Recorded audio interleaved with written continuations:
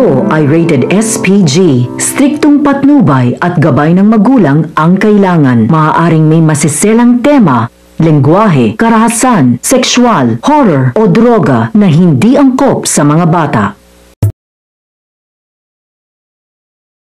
Nag-walk out si RJ dahil nasa dinner table si Lynette. Hindi na siya napigilan ni Giselle sa pagdadrama niya. Hinabol siya ni Lynette para kausapin.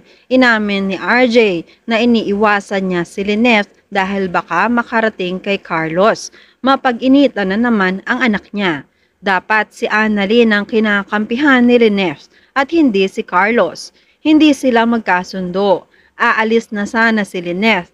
Pinigilan siya ni RJ at hinawakan ng braso. Nasaktan si Lynette. Natuklasan ni RJ na may pasa si Lynette. Pinag-isipan niya agad na sinasaktan ni Carlos si Lynette. Tinanggi ito ni Lynette pero hindi naniniwala si RJ. Alam niyang pinagtatakpan lang niya si Carlos.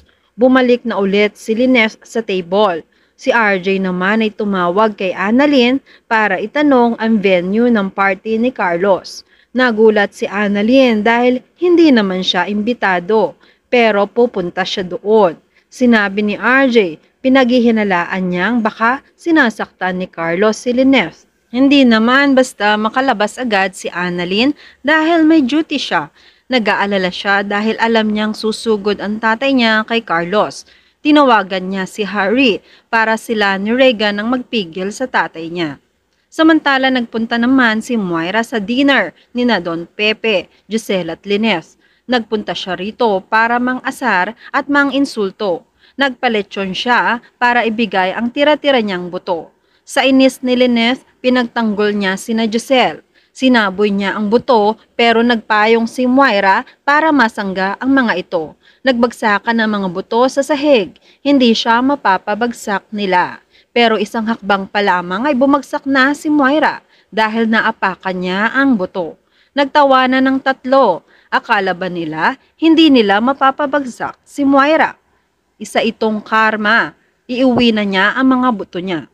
Nagtuloy sila sa pagkain at nag-enjoy sa pag-order ng dessert. Samantala, nakarating na nga si RJ sa bar. Pinigilan siya ni Michael pero nagdire-diretso si Robert hanggang makita niya si Carlos. Sinuntok niya agad si Carlos dahil sinaktan niya si Lynette. Nagulat ang lahat. Nagtanong si Lindon kung sino ba ang may sabi ng ganyan na sinasaktan nga si Lynette. Hindi naman makapaniwala si Michael. Tinanong niya si Carlos kung totoo ba ito. Tawagan nila si Lynette para malaman nila ang katotohanan. Pinigilan ni RJ dahil hindi alam ni Lynette na nagpunta siya rito. Pinag-isipan ni Michael na nanggugulo lang si RJ. Baka nag-iimbento na lang siya ng kwento. Pinalabas na ni Carlos si RJ at sinamahan naman siya ng security. Masama ang tingin ni Carlos kay RJ. Meron din pala siyang history noon na nananakit ng kapwa. Samantala lumabas si RJ ng bar. May nakasabit sa pantalon niya na isang ballpen na may pangalan ni Doc Carlos Benitez. Magkausap sila ni Annalyn sa cellphone dahil malapit na pala si Annalyn para makipagkita sa kanya. Maghihintay na lang si RJ kay Annalyn. Sa kabilang banda naman, malayo si Carlos sa karamihan. Nakita siya ni Michael. Sinabi ni Carlos na nasusuka siya at magbabanyo muna. Nang makaalis si Michael ay may isang waiter ang nakita niyang may dalang jacket. Hiniram ito ni Carlos. Sa labas ng bar ay nakita ni Carlos na nag-aabang si RJ. Nakasuot na siya ng jacket. May hawak din siyang isang bote.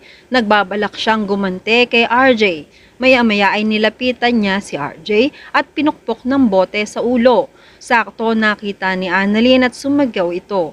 Nagtatakbo si Carlos. Nung lapitan ni Annalyn ng tatay ay humingi siya ng tulong. Maya-maya ay dumating na rin sina Regan at Harry. Sinakay nila si RJ sa kotse. Nakita naman ni Annalyn ang isang ballpen na may pangalan na Doc Carlos Benitez. Malaki ang pagdududa niya na si Carlos ang may gawa nito sa tatay niya. At yan ang mga pakakaabangan natin